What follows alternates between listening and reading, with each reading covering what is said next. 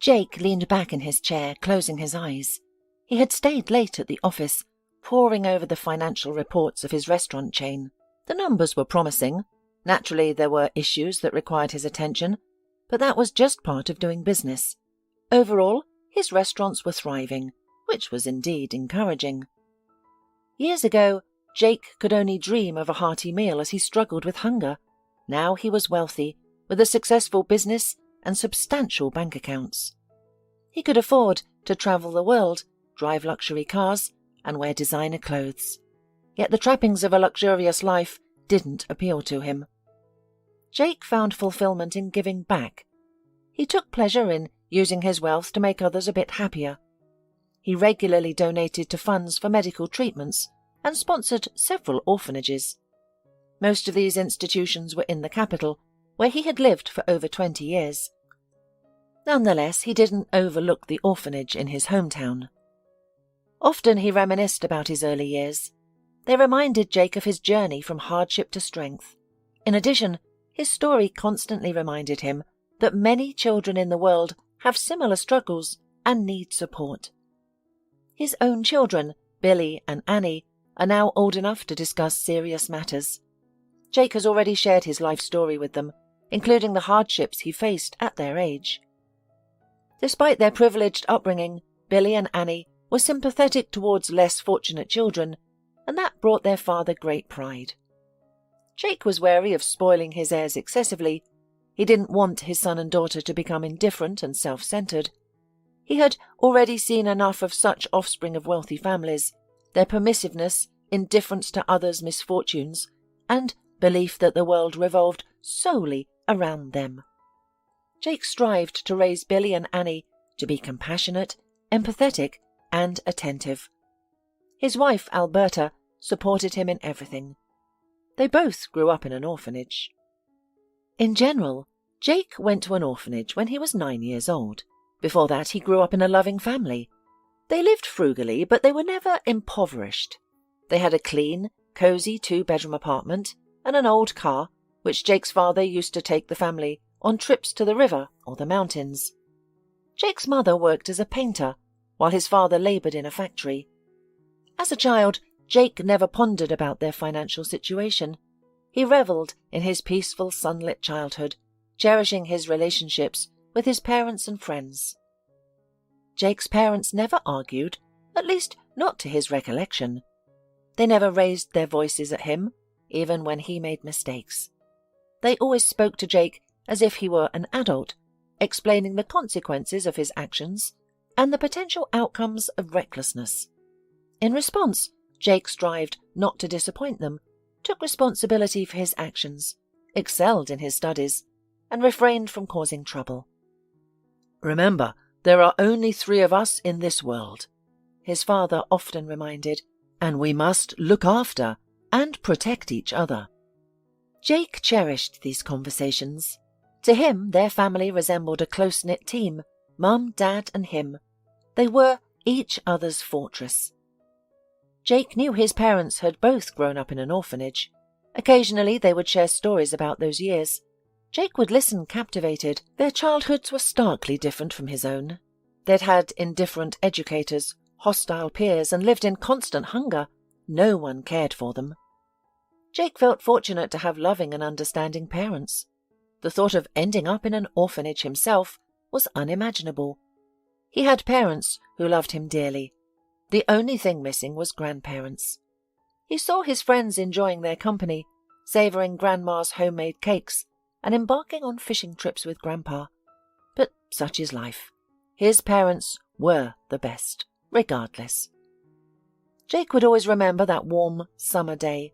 He was riding his bike to his house. The cool shade would give way to bright sunlight and warmth. The smell of heated herbs filled his nostrils. His loyal friend, Ralph, was beside him, sharing jokes and stories. But as Jake noticed the crowd of neighbours at his entrance, his heart filled with dread. Jake instinctively knew that his parents were in trouble. This morning they had left to the local market for the fresh and healthy produce, as his mum put it. Jake often accompanied them, enjoying the mini vacations. He relished the peacefulness of the car rides, the scenic view of the fields and hills, and his parents' soft chatter. The village, with farm, market itself, held a unique charm, including a distinct smell that his mother disliked, but Jake somehow enjoyed. It was home to various animals, horses, cows, and goats, which fascinated Jake, though they were commonplace for the local children. But that day, Jake had chosen to stay home. His friend Ralph had invited him to ride bikes in the new park, which had special paths and a newly opened fountain. Jake's parents, always considerate of his wishes, had agreed. "Fine, stay home if you like," his mum had said, ruffling his hair with a smile. "We'll bring you something tasty," Dad promised, settling into the driver's seat. Jake nodded happily. He and Ralph stood at the entrance, waving the adults off, unaware that this would be their last goodbye. It was a marvellous day. Jake and Ralph explored new paths, met other kids, played in the fountain, climbed trees, played with a stray dog, and chased pigeons. Summer vacation was indeed the best time. However, that afternoon divided Jake's life into before and after. Looking for his parents in the crowd near his house, the boy suddenly noticed the anxious and worried faces of his neighbours. And then one of the neighbours finally saw Jake and Ralph. He alerted the others, and soon about a dozen pairs of eyes were fixed on the boys. Jake immediately felt a shiver run through him. Mrs. Weston, the best friend of his mother's and a frequent visitor to their home, was the first to embrace Jake. "There's been a tragedy," she said, looking into his eyes. "You must be strong." The neighbours informed Jake that his father had lost control of the car, which then careened into a ditch at high speed. A hole in the road, previously unnoticed and hence unattended by road services, had caused the accident.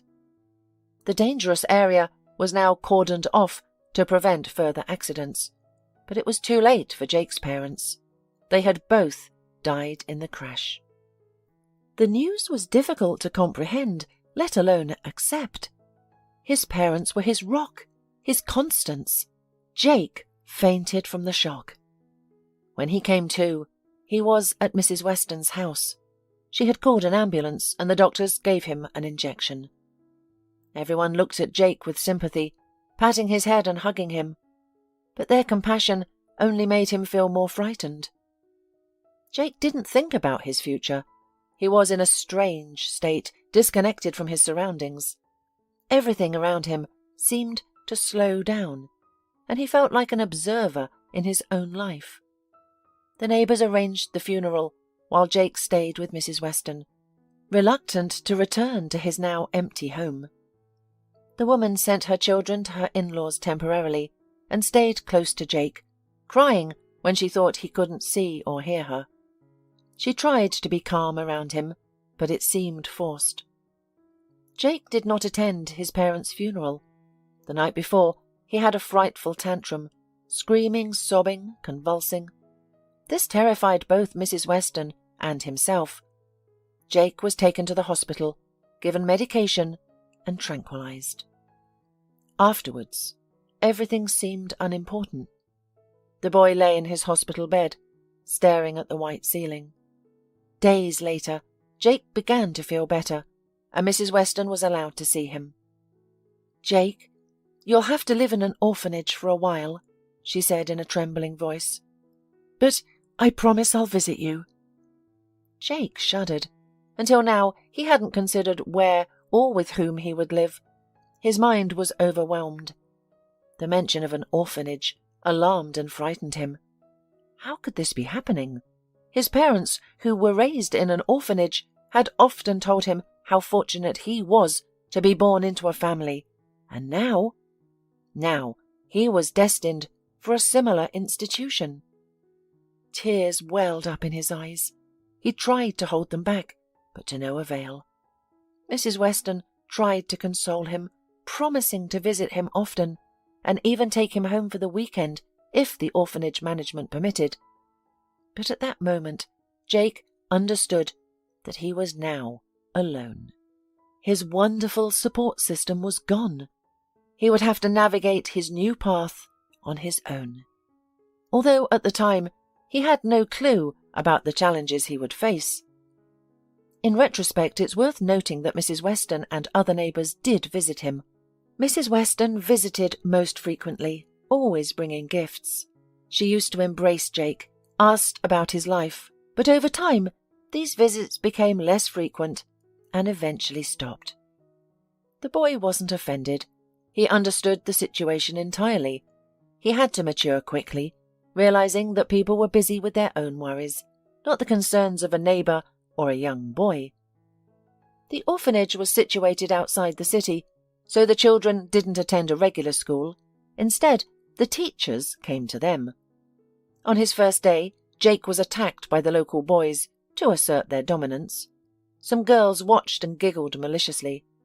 When the tutor arrived, drawn by the noise, the girls claimed that Jake had fallen down the stairs, and the boy was reprimanded by the tutor for his supposed clumsiness. "You know, you did good, not complaining or tattling," one of the bullies later said. "If you had said something about us, we would have beaten you up even more." Jake didn't respond. He hadn't kept silent from fear of further punishment, nor out of a desire to protect his tormentors. It was simply that he knew the tutor wouldn't care or offer any help. Life in the orphanage was difficult and dreary. Adjusting to it was tough. A small private bedroom was replaced with a dormitory housing 10 beds. Instead of his mother's delicious home-cooked meals, he had to eat unappetizing porridge. He was met with indifference and often hostility, rather than acceptance and heartfelt conversations. There were no friends or kind, smiling neighbours here. Jake was immediately disliked. For 9 years he had been a favourite child, and now he found himself among children who had never known such comfort and love. Many of them had endured difficult lives and held a belief that those more fortunate owed them endlessly. Therefore, physical abuse became part of Jake's life, making each day unpredictable. He tried to stay unnoticed by his tormentors, but it was impossible when they all shared the same sleeping quarters. Treated with cruelty, he was doused with water, tripped up, insulted, spat on, and had objects thrown at him. Yet he had no choice but to endure it all with patience. Jake attempted to befriend the other children, not out of fondness, but to make his life more bearable. However, he found it difficult, as these boys from the orphanage, hardened and only understanding the language of force, were vastly different from his friend Ralph. As his schooling began, Jake was surprised and frustrated to discover that the lessons were superficial, with his classmates' academic level exceedingly low. Jake, who had always been a good student, found himself standing out right on the first day. His classmates struggled with basic tasks and had difficulty reading. Finally, a smart student, such a pleasure to work with. The teacher praised him. Jake smiled, pleased to be noticed and spoken of positively. However, that very evening, he was confronted by a group of boys in the backyard. The girls, as always, kept their distance and silently approved. "Think you're the smartest, huh? Don't show off," the boys said with threatening in their voice. Jake was hurt, offended and scared, but he learned his lesson well. He stopped showcasing his knowledge in class and started making deliberate mistakes on tests to avoid standing out. Alberta was in the same class as Jake. She belonged to no particular group of girls and was friends only with those as quiet as her. They often found themselves the targets of their peers' cruel jokes. And Jake quickly realized girls could be even more cruel than boys. They invented such insults for Alberta and her friends that he would cringe. They also ruined their belongings, forced them to take on their duties, and took away the treats given to the children in the canteen. Occasionally, fights erupted among the girls in the yard, featuring biting and hair-pulling.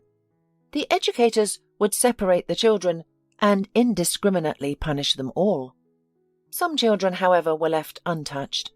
As Jake later realized, certain teenagers were simply too intimidating for the adults, and it was easier to punish the quiet ones like Alberta, even going so far as to lock her in a dark storeroom for 24 hours. Jake also spent time in that storeroom, often for no discernible reason. He found it strangely comforting, though. It was quiet and dark, a place where no one bothered him. A couple of years passed, and Jake and Alberta became close friends, even developing romantic feelings for each other. Jake changed during this time. He grew stronger and more resilient, learning to stand up for himself. Much of this change was due to Alberta. It was painful to watch as the other girls bullied her relentlessly, and Jake couldn't take it anymore. One day, he saw how the girls were harassing meek Alberta again, and he stood up for her. He was fully aware of his actions.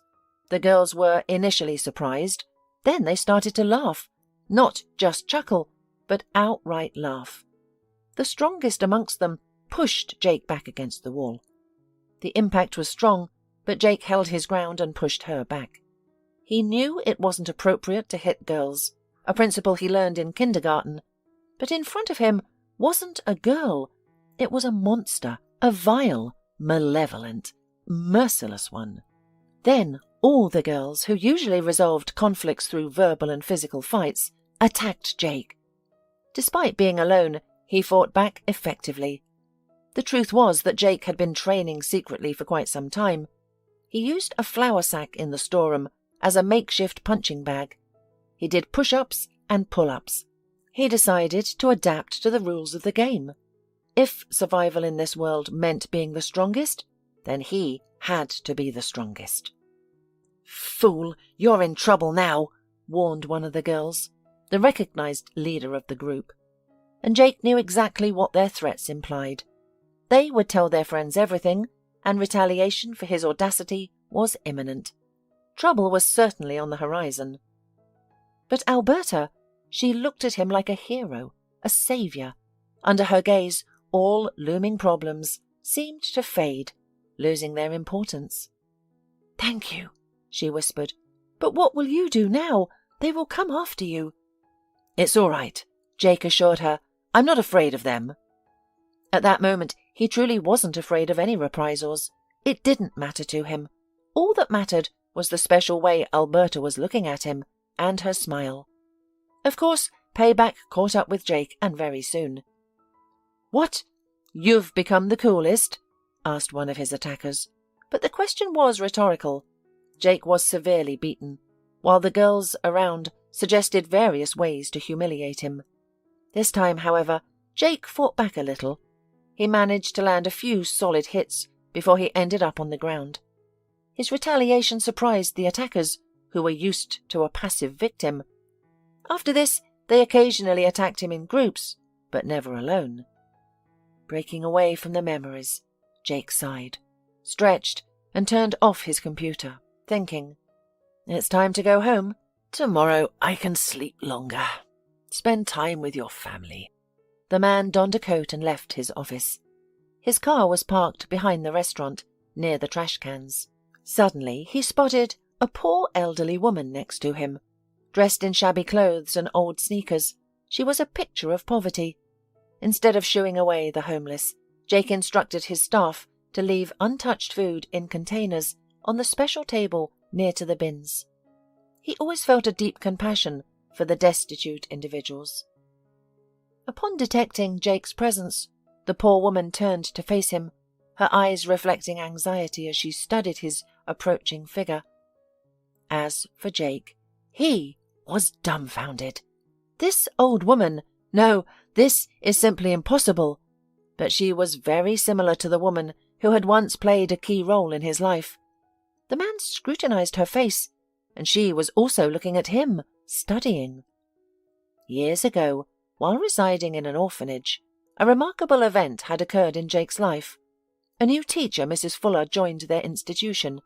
On her first day, the class tested her mettle with cruel jokes, attempts to disrupt the lesson, and even outright insults. Most teachers would either succumb or lose their temper, but Mrs. Fuller responded with an unexpected sadness and pity. Jake, who as always was ashamed of his classmates, watched Mrs. Fuller with interest. She was an extraordinary figure, a fact he promptly recognized. The new teacher conducted a very engaging lesson with animated video. Initially, the students chuckled and attempted to jest, but even the most indifferent and disruptive ones eventually engaged. At the end of the lesson, Mrs. Fuller started asking questions. To Jake's surprise, he knew all the answers. As he responded, the teacher nodded in approval and smiled, seemingly impressed by his competence. She hadn't anticipated finding such a capable student here. No longer fearing jabs from his peers, Jake answered freely. Mrs. Fuller asked him to stay behind after class. "You're an incredibly talented boy," she complimented Jake when they were alone. The boy realized that the teacher had intentionally refrained from praising him in front of his classmates to avoid stirring up envy. He was struck by her wisdom and sensitivity. "Thank you," he responded. "You clearly need to study in a different program. Your level is much higher, and it could be even higher," said the teacher. "I've seen many kids, and I can recognize ability instantly. You're very capable." "Thank you," Jake replied again, both embarrassed and delighted. It had been a long time since anyone had paid him much attention. "Tomorrow I'll bring you another textbook. You should pursue more serious topics." True to her word, the next day Mrs. Fuller brought a bright, colourful textbook. "We'll review the material with the other students for now. You don't need it. Read this, then tell me what you understand and what you don't." Jake immersed himself in the reading and didn't notice how quickly the lesson passed. "Well, did you understand something?" Mrs. Fuller asked with a smile, leaning over the desk. "I understand everything. Just didn't have time to finish reading. It's a shame, it's interesting." "Take the book with you. You'll have time to finish it. I bought it for my daughter, but she doesn't seem interested. It will be useful to someone at least." Mrs. Fuller enriched Jake's life, making it happier and more meaningful. The other children also liked her very much. She was a unique teacher who connected with her class not through humiliation and strength, but through clear explanations and heartfelt conversations. Both boys and girls were drawn to her. However, it was clear that Mrs. Fuller had a soft spot for Jake. Yet no one objected anymore.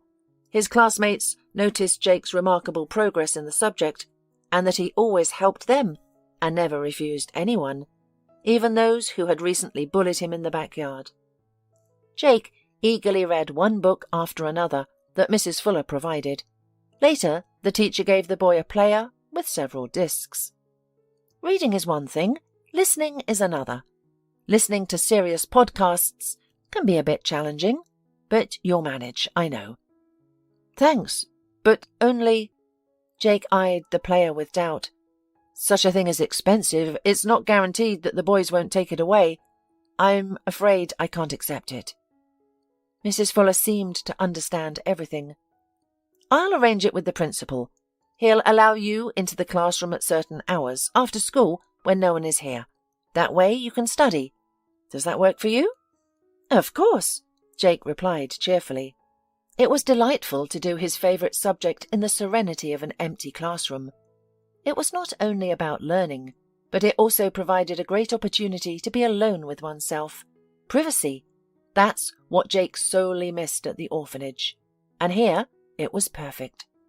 Now, Jake often conversed with Mrs. Fuller, not only about lessons, but they also became almost like real friends. Jake shared with his teacher the story of his tragedy. It felt good to share moments from the past with a sympathetic person. The woman shook her head, occasionally sighing. "Oh, it's been hard for you, Jake." Conversations between the teacher and the capable student weren't always serious. Sometimes they laughed and joked, discussed the news, debated, or delightfully found common ground. It was all quite engaging. One day, Mrs. Fuller suggested that Jake participate in a regional competition. The task was to write an essay on the topical issue. "Your imagination is excellent and your language skills are top-notch. You can do it," she said. "I don't know." Jake expressed his doubts. After all, he was just an orphan boy. Other kids had homes and received tutoring. How could he compete with them? "I know. You'll succeed," Mrs. Fuller confidently reassured him. She was persistent, and Jake started working on his essay, finding the task captivating. Alberta assisted with the design of the project, and to everybody's surprise, the essay won the prize and advanced to the next level of the contest. Unlike previous stages, this one required participants to be in the capital. The format was as follows. Each participant goes on stage and receives a task from the jury to compose a speech on a certain topic. Quick thinking, improvisation, and imagination were key. "You can do it! You can definitely do it!" Mrs. Fuller paced around the classroom excitedly. "You can win! I know it! And there's a prize, a ticket to the future. Free tuition at a boarding school for gifted children. It's a prestigious school. First, the most prestigious universities queue up for graduates from there, and then employers. You have every chance to such a future." Jake, already contemplating his future, understood the importance of participating in the competition. The thought filled him with both anxiety and excitement. He feared he might not be up to the task. "I will prepare you," Mrs. Fuller assured him, as if reading his thoughts. "You are more deserving of this opportunity than anyone else. We'll study diligently, and you'll do fine." "These lessons aren't enough," Mrs. Fuller fretted. "We need to study on weekends as well.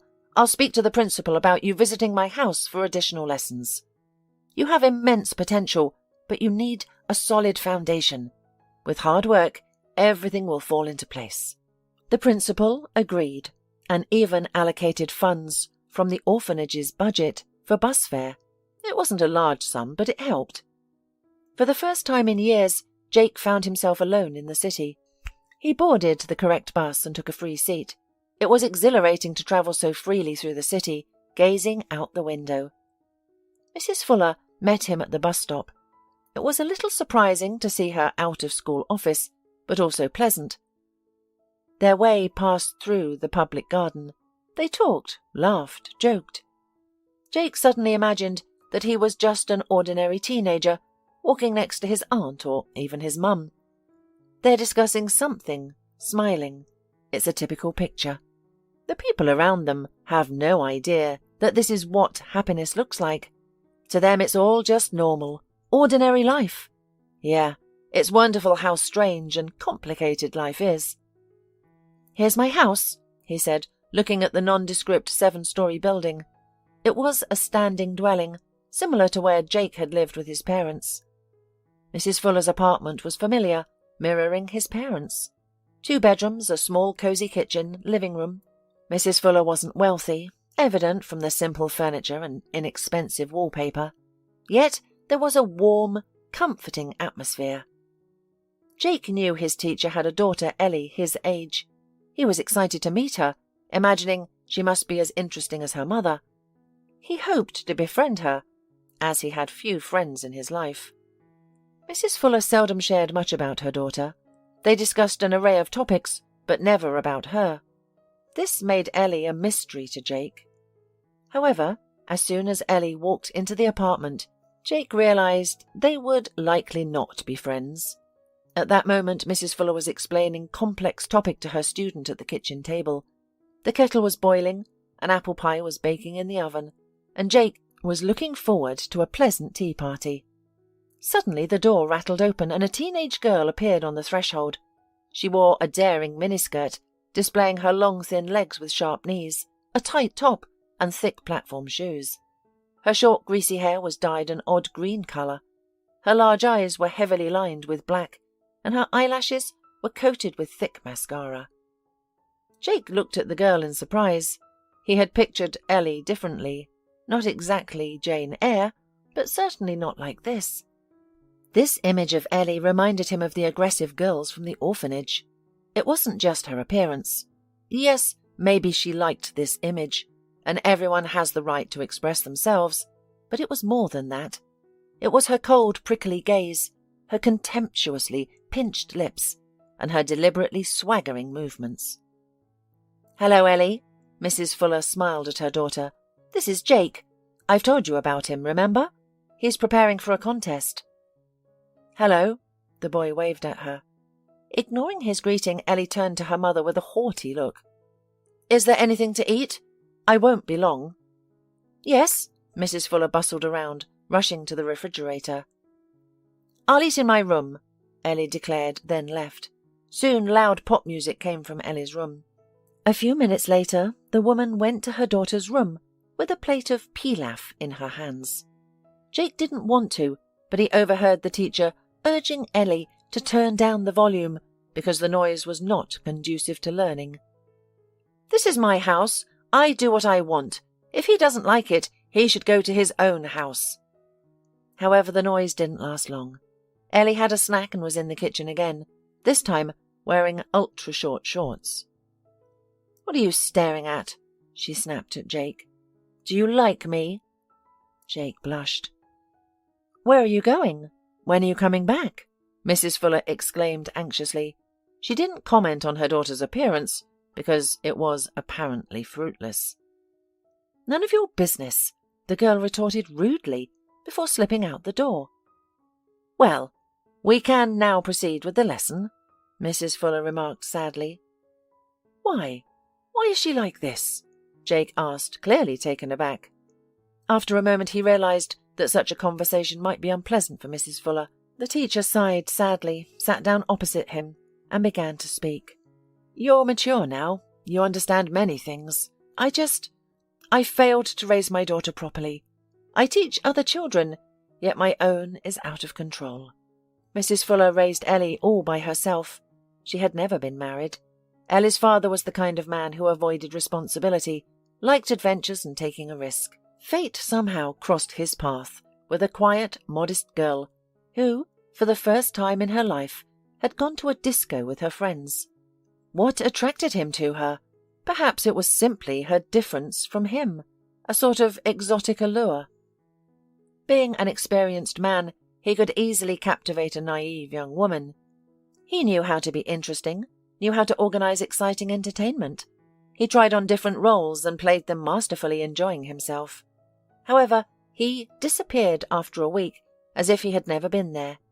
The girl fell in love with him and spent a long time searching for this enigmatic man, but it was as if he had vanished into thin air. He probably wasn't a local. The whirlwind, but short affair, left Mrs. Fuller with a daughter. At the time, I was even glad. I held on to the hope that he would return and see me with a baby.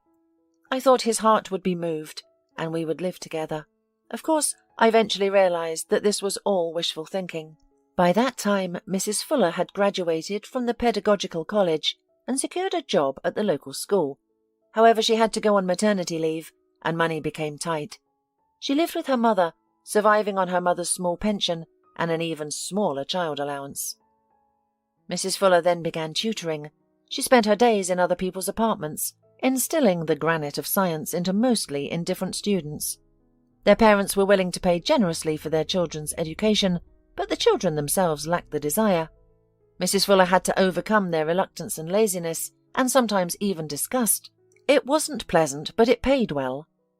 Ellie's grandmother cared for her, and was the first to notice the warning signs. She often complained, "Ellie is too willful, always restless, and doesn't listen to me. I discipline her, but she's indifferent. Today, she deliberately cut up my favourite sweater with scissors, just to spite me." She watched my reason while claiming it was an accident. "Mum, what are you saying?" Mrs. Fuller tiredly retorted. "She's only 2.5 years old. What revenge? What disobedience? She's just exploring the world, that's normal." Mrs. Fuller cherished the moments when her daughter would run to greet her at the door each evening. The first thing the girl would do was to rummage through her bag, looking for treats, and she always found a chocolate bar, sweet fruit or flavoured buns. Mrs. Fuller tried to please her daughter. After all, who else would? She had no father. Time passed. Ellie started kindergarten and Mrs. Fuller began teaching at the school again. This transition brought new challenges. Ellie's educators began complaining about her disruptive behaviour. She lied, fought with the other children, provoked boys into pranks, and was generally disobedient. Mrs. Fuller promised to address the situation with her daughter. At home, however, Ellie behaved like an angel, leading her mother to believe that the teachers and her grandmother were unfairly maligning her. Then Mrs. Fuller's mother suddenly passed away from a heart attack. It was terrible and dark time for Mrs. Fuller, but she had... So from now on, Mrs. Fuller alone brought up Ellie, who was about to go to the 1st grade. It was then that the woman had to admit that something was amiss. Ellie was adamantly refusing to learn and showed no interest in reading, writing, or performing basic arithmetic. Mrs. Fuller worked tirelessly with her daughter, patiently tolerating her tantrums and complaints. Only threats seemed to work. Read this page, solve these math tasks, and then you can go outside. Otherwise you will stay home. Ellie was desperate to avoid being confined indoors, which felt like a prison to her. She would yell at her mother, call her names, and throw her textbooks against the wall, but she ultimately had to comply with her demands. At that time, Ellie was physically weaker than her mother. As she grew older, Ellie began to push her mother aside, venturing out into the streets or sneaking around while her mother was at work. Mrs. Fuller couldn't keep an eye on her daughter around the clock. Occasionally, Ellie would not return home from school, choosing instead to roam the neighbourhood with questionable friends. Mrs. Fuller was deeply concerned for her daughter, but was at a loss about what to do. Neither prohibition nor locks. Ellie lied, disrespected her mother, and even stole valuables from their home, presumably to sell for spending money. Mrs. Fuller first noticed the smell of cigarettes on her 10-year-old daughter, and by 13, Ellie had come home drunk. Mrs. Fuller tried talking to her daughter, warning her of the dangers that awaited her on the streets, but Ellie merely smiled condescendingly at her mother, dismissing her warnings.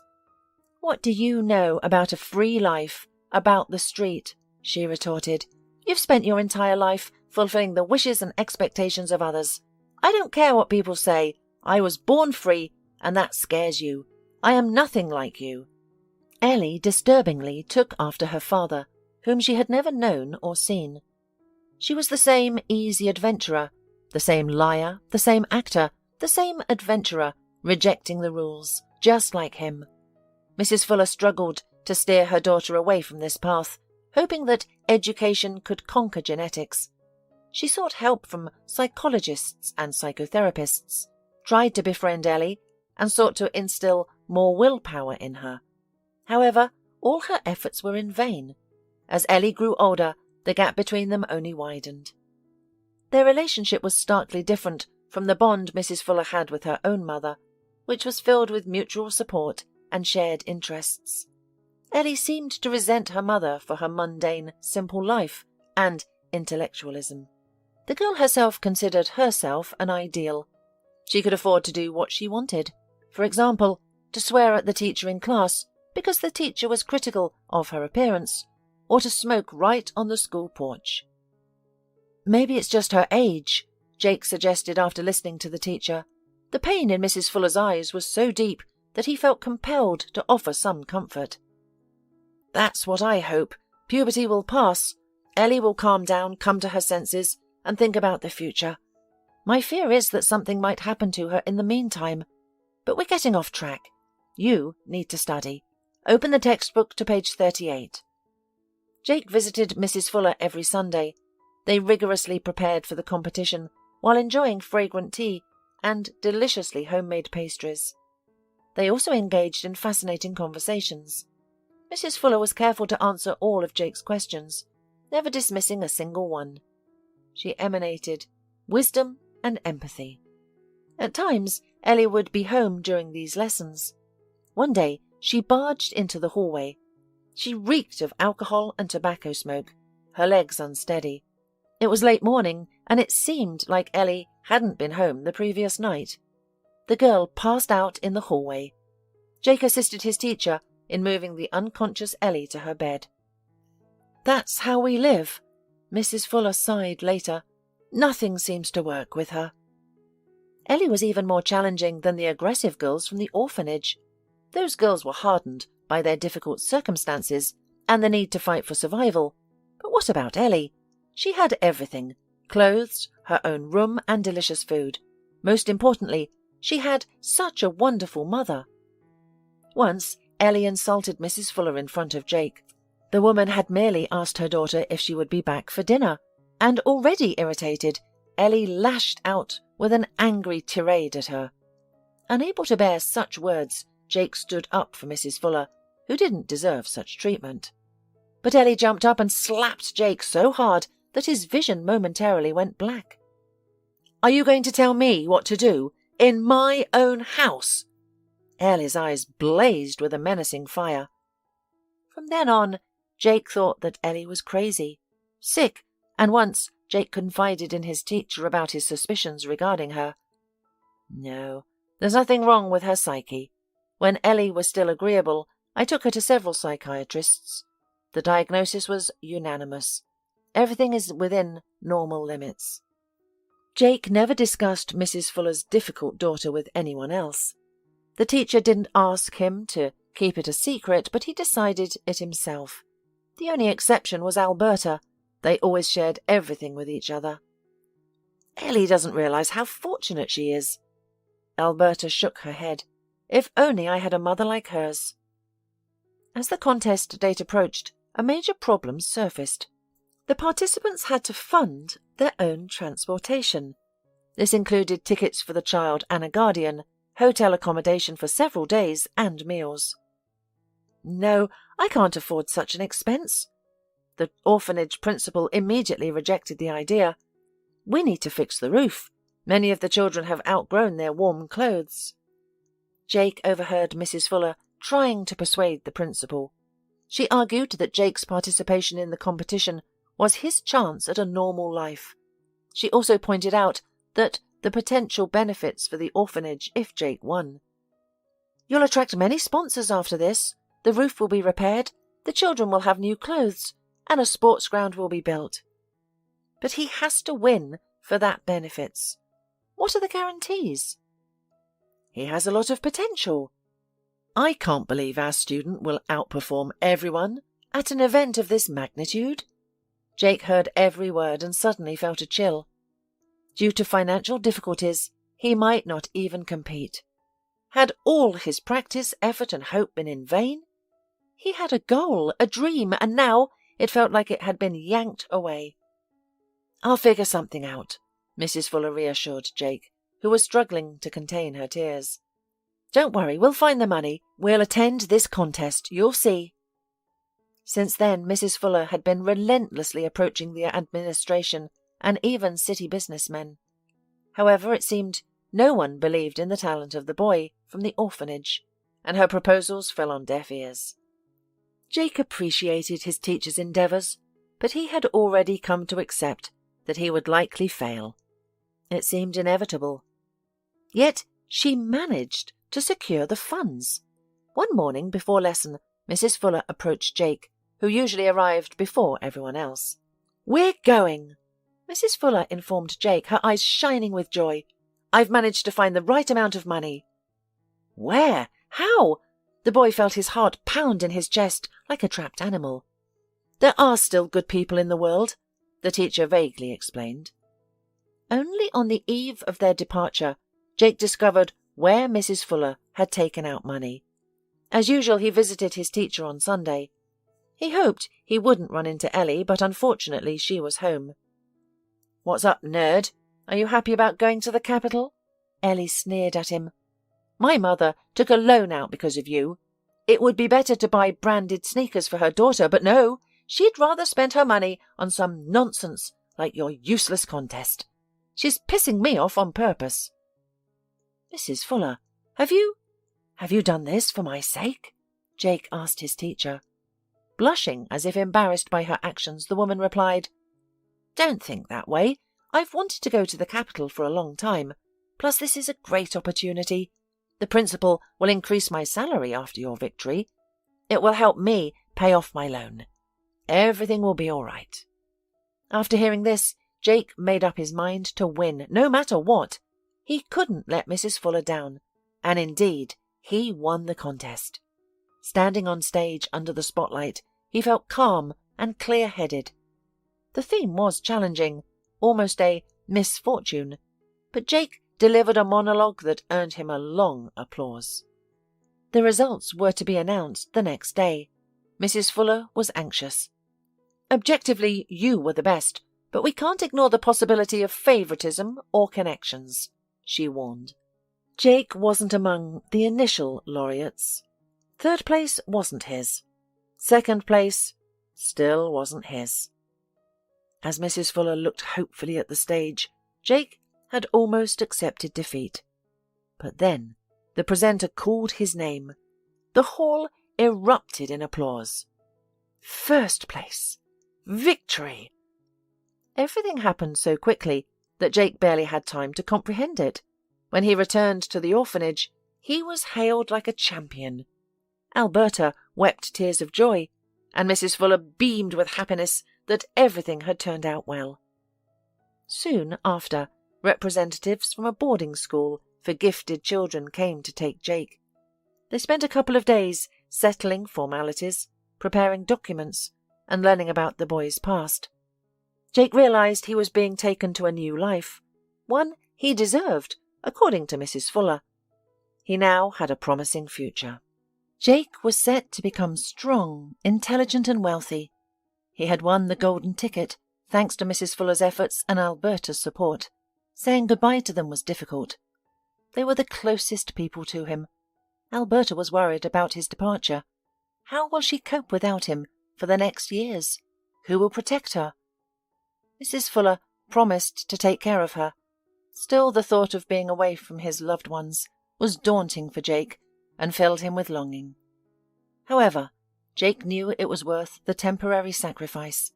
After a few years, he would become a successful and affluent individual. He was determined to make it happen. Then he would express his gratitude to Mrs. Fuller and ensure that Alberta lived a life akin to a fairy tale. Jake managed to achieve the second goal, but not immediately. Initially, he spent 3 years at a boarding school for gifted children.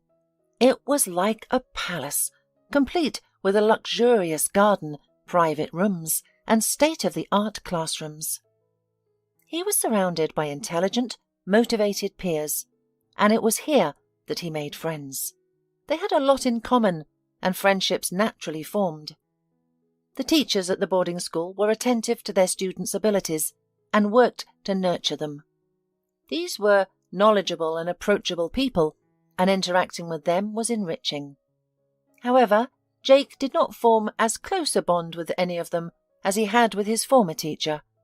He often thought of Mrs. Fuller, hoping she wasn't struggling with paying that loan or being mistreated by Ellie.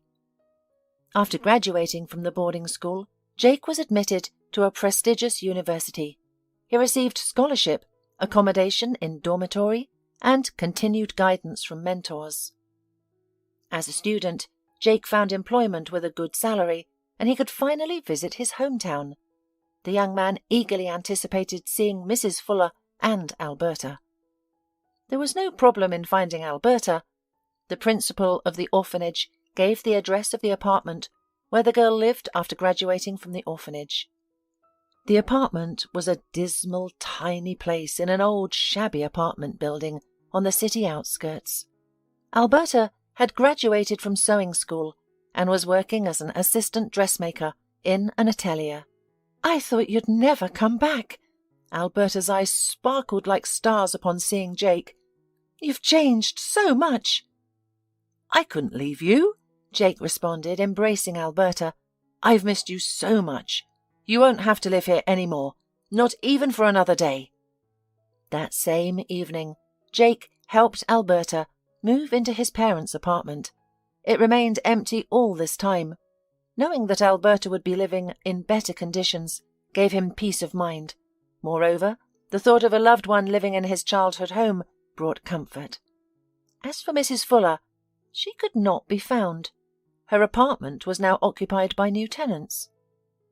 "The owner sold it to us 2 years ago," said a woman in a robe who opened the door to Jake. "She and her daughter moved to the country, I heard. I don't know the details, and I don't need to." Jake returned to the capital to continue his studies and work.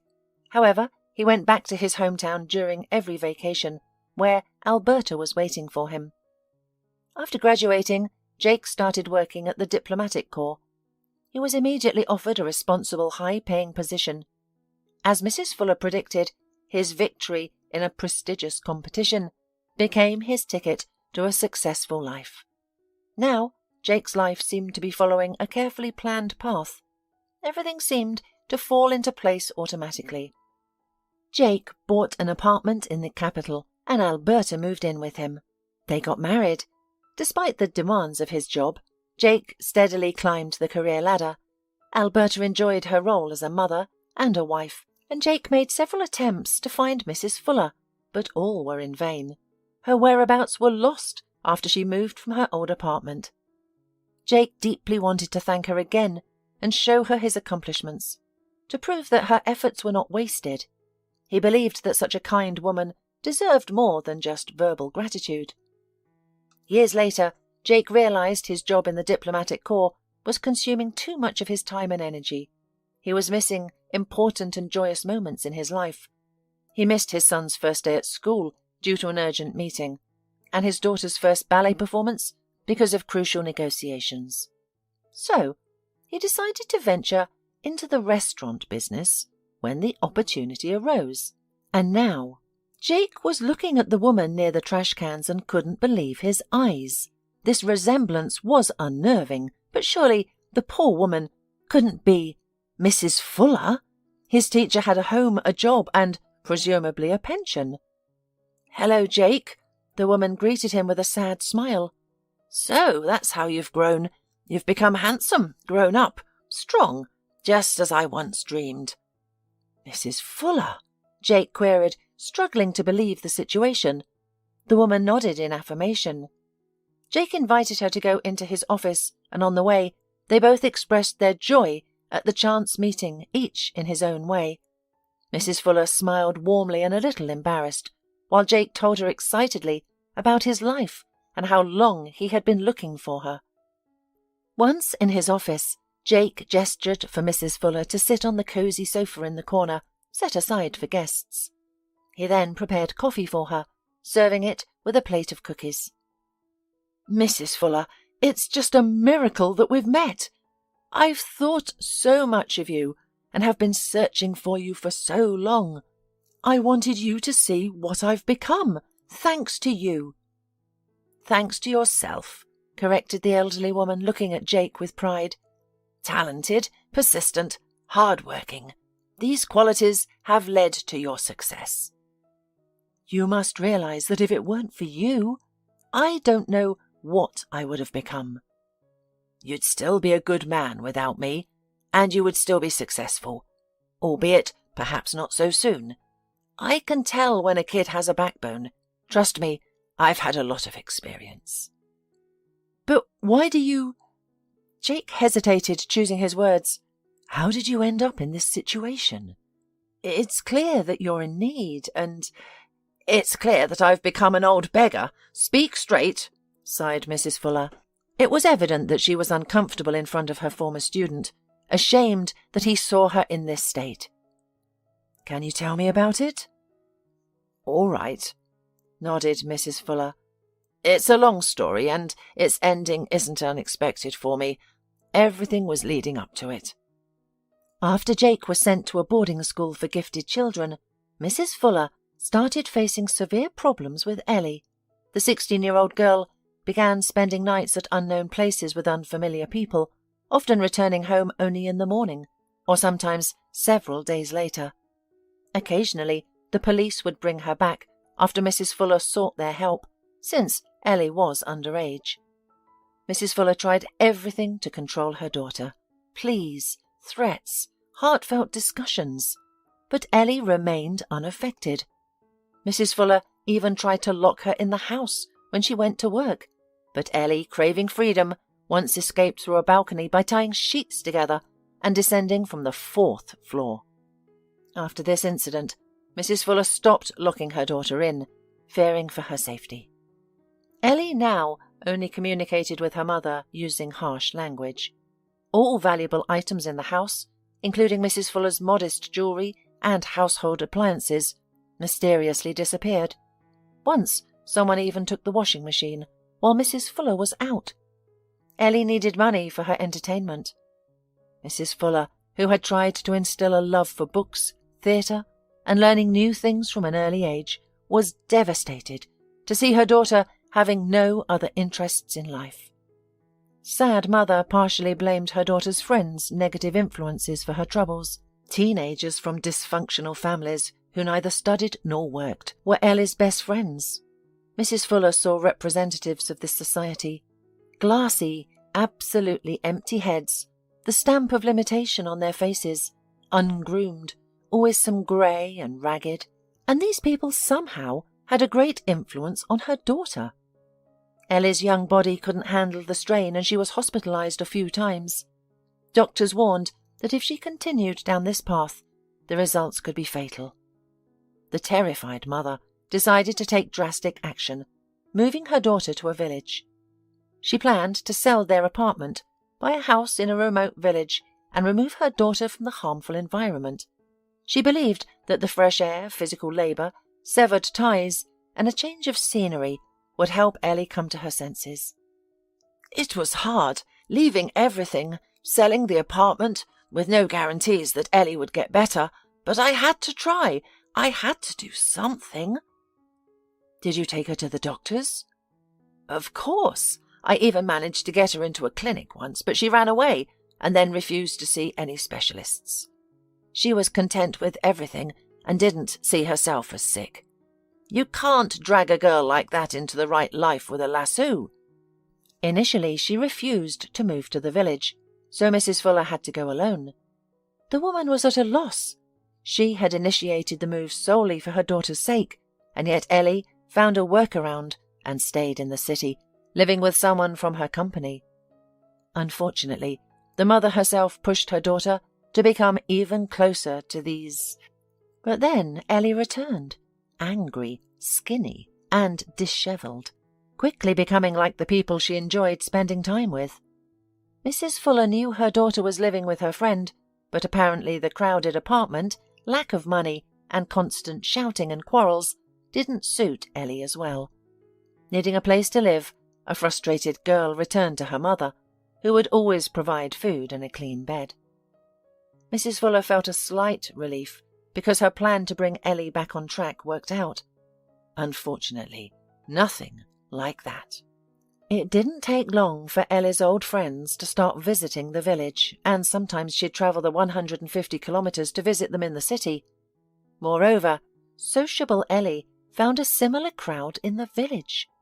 She began frequenting a house with an unkempt garden, a leaky roof, and a woman with 3 children from different men who hosted endless parties. One day, Mrs. Fuller noticed her daughter Ellie's rounded belly, indicating that she was pregnant. "What's the big deal? I'm 18 and have the right to be pregnant." Ellie shrugged when Mrs. Fuller shared her suspicions. "And who's the father? Is he from our village?" Mrs. Fuller inquired. "No, he's from the city. But honestly, I don't remember his name or what he looks like. We met at a club," Ellie replied, reminding her mother of her own youthful indiscretions. Mrs. Fuller clutched at her heart, while Ellie smiled, enjoying the shock she'd given her mother. Despite her pregnancy, Ellie continued with her usual lifestyle, drinking, smoking, and disappearing into the city or the village house.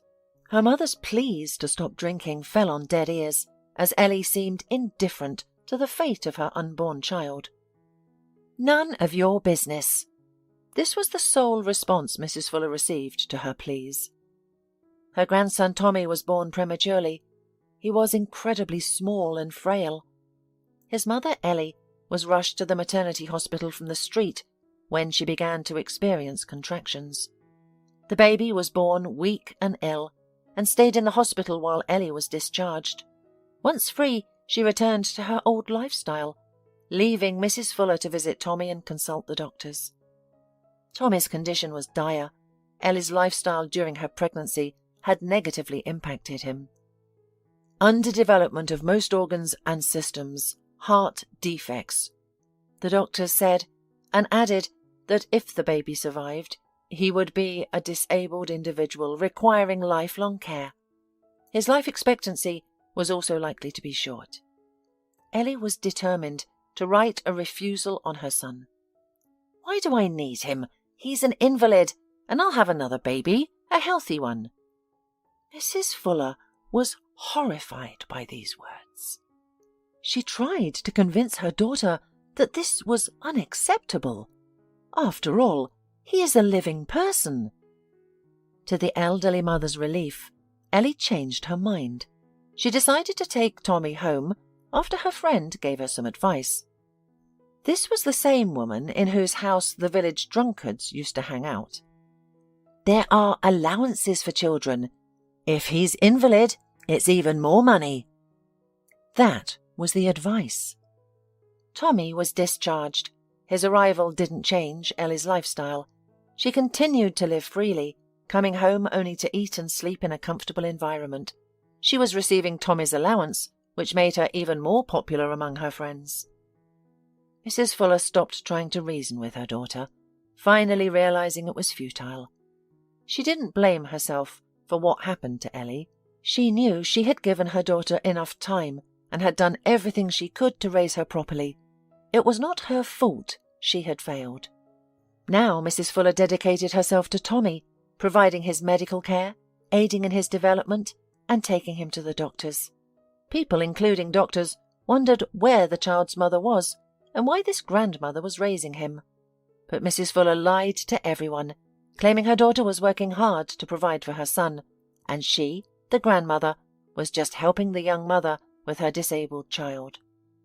No, the woman was not ashamed of her daughter's behavior. She had stopped fearing people's judgment long ago. Her fear was different. She was afraid that her daughter might lose her paternal rights and that her grandson Tommy would be taken away. It was unlikely that he would be left with his grandmother due to the poor living conditions, her advanced age, and her meagre income.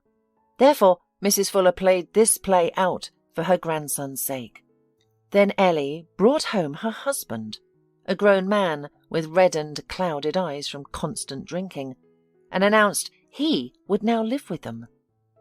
Mrs. Fuller thought things couldn't get worse or harder, but she was wrong.